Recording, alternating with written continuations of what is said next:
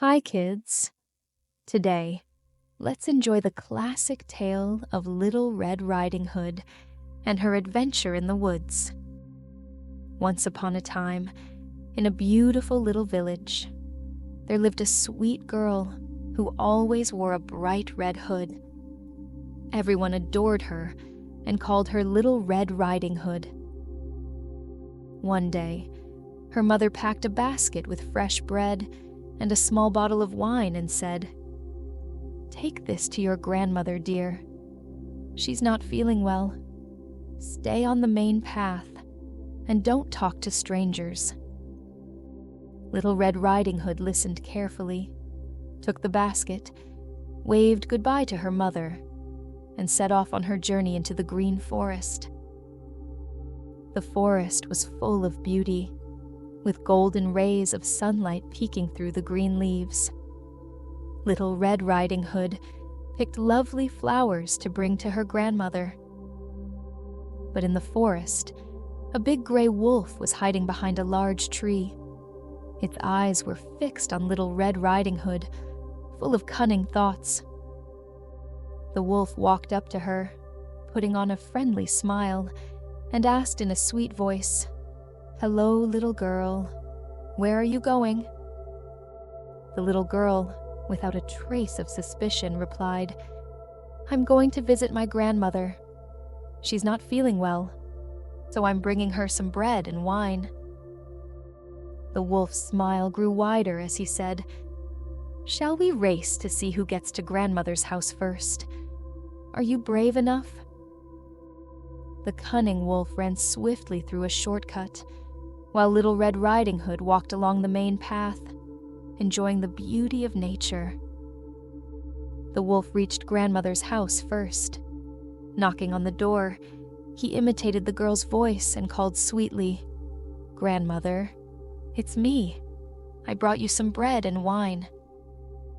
From inside, the weak voice of grandmother answered, "The door is unlocked, my dear. Come in."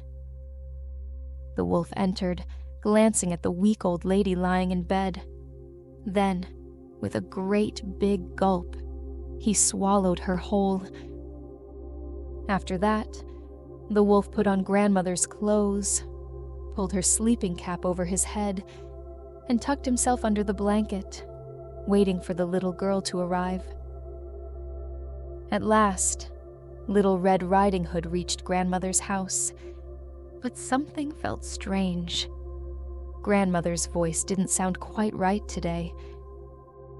She stepped inside quietly and saw her grandmother lying in bed, covered up to her chin with the blanket. With a curious look, she asked, "Grandmother, why are your ears so big?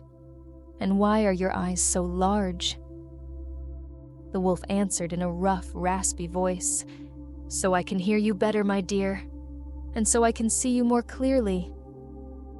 Little Red Riding Hood started feeling scared. Her voice trembled as she asked, "Grandmother, why is your mouth so big?" No longer able to keep up the act, the wolf leaped out of bed and in one swift motion swallowed the little girl whole. Having devoured both grandmother and the little girl, the greedy wolf lay down, feeling satisfied, and soon fell into a deep sleep, snoring loudly. Luckily, just then, a hunter was passing through the forest.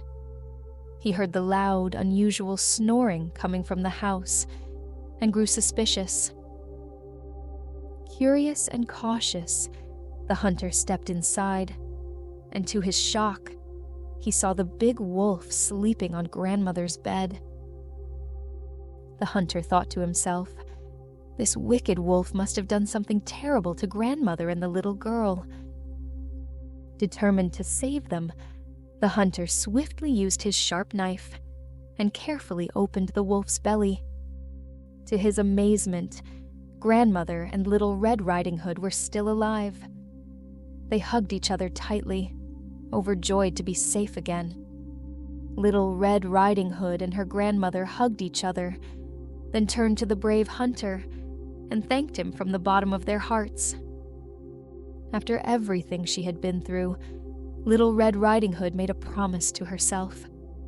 She would never stray from the main path again, and would never trust strangers. The three of them, Grandmother, Little Red Riding Hood, and the hunter, sat together, enjoying the delicious bread and wine, feeling safe and happy for the rest of the day. This story reminds us that in life, we should always stay on the right path. Taking shortcuts may lead to unexpected dangers.